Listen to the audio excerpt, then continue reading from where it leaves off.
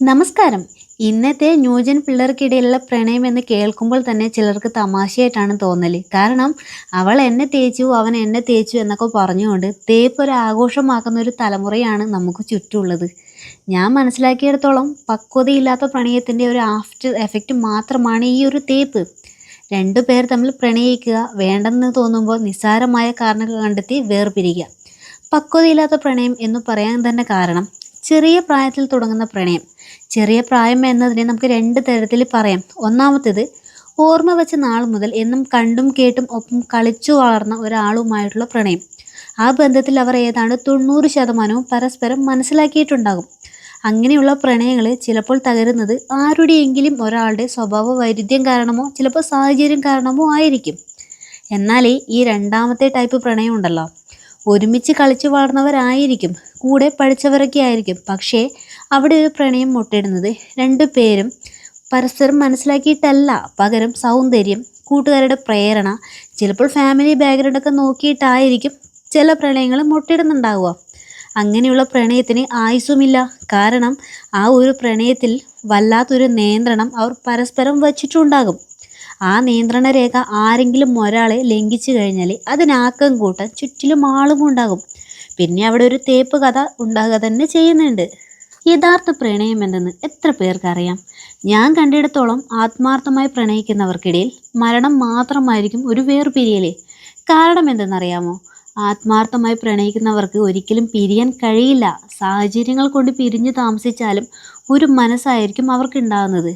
കൂടെയുള്ളപ്പോൾ വഴക്കിട്ടാലും പരസ്പരം കുറ്റപ്പെടുത്തിയാലും പിണങ്ങിയാലും കൂടിപ്പോയാൽ കുറച്ച് ദിവസം മാത്രം. പിന്നീട് ഇണങ്ങുന്നവരെ മുൻപത്തതിനേക്കാൾ ഇരട്ടി സ്നേഹത്തിലായിരിക്കും. തൻ്റെ ഇണയെക്കുറിച്ച് ആരെന്തൊക്കെ പറഞ്ഞാലും സ്വന്തം കണ്ണിൽ കാണാതെ അവരൊന്നും വിശ്വസിക്കുക തന്നെ ചെയ്യില്ല. ആത്മാർത്ഥ പ്രണയത്തിലെ നിയന്ത്രണങ്ങൾ പരസ്പരം വയ്ക്കില്ല. പകരം പരസ്പരം മനസ്സിലാക്കിയത് കൊണ്ട് തന്നെ അവർ തമ്മിലുള്ള ബന്ധത്തിൽ വിള്ളൽ വീഴാതിരിക്കാൻ, വിശ്വാസത്തിൽ കറ പറ്റാതിരിക്കാൻ എന്താണോ ഒഴിവാക്കി നിർത്തേണ്ടത് അവർ ചെയ്തിരിക്കുക തന്നെ ചെയ്യും. സ്നേഹം കൊണ്ട് പരസ്പരം അടിമപ്പെട്ട് ജീവിക്കുകയും ചെയ്യും. എത്ര ഇല്ലായ്മയും വല്ലായ്മയും ഉണ്ടെങ്കിൽ പോലും അതറിഞ്ഞ് ജീവിക്കുന്നതാണ് യഥാർത്ഥ പ്രണയം. എന്നാൽ ഇന്നത്തെ കാലത്ത് കൂടുതലായി കാണുന്ന പ്രണയം എന്നത് ബാഹ്യമായ ഒരു ബന്ധം മാത്രമാണ്. കാരണം ആ ഒരു ബന്ധത്തിൽ വിശ്വാസം കുറവാണ്. തൻ്റെ ഇണയെക്കുറിച്ച് തെറ്റായി എന്ത് കേട്ടാലും അത് സംശയദൃഷ്ടിയോടുകൂടി മാത്രമേ തൻ്റെ ഇണയെ നോക്കുകയുള്ളൂ. കുറേ നാൾ പ്രണയിച്ച് നടന്നിട്ടായിരിക്കും വിവാഹം കഴിഞ്ഞിട്ടുള്ളതെങ്കിൽ പ്രണയിക്കുന്ന സമയത്ത് താൻ സ്നേഹിച്ചയാളെ നഷ്ടപ്പെടാതിരിക്കാനും കപടമായ സ്നേഹം കാണിക്കും. ആവശ്യമുള്ളതെല്ലാം ചെയ്തു കൊടുക്കും, ഒരുപാട് വാഗ്ദാനങ്ങളും നൽകും.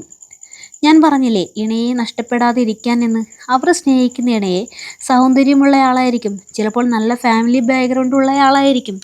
അങ്ങനെയുള്ളൊരു ബന്ധം നഷ്ടമായാൽ സമൂഹത്തിലും കൂട്ടുകാർക്കുമിടയിലുള്ള ഒരു ഇമേജ് നഷ്ടമാകുന്നത് കൊണ്ട് മാത്രമാണ് കപട സ്നേഹം കാണിക്കുന്നത്.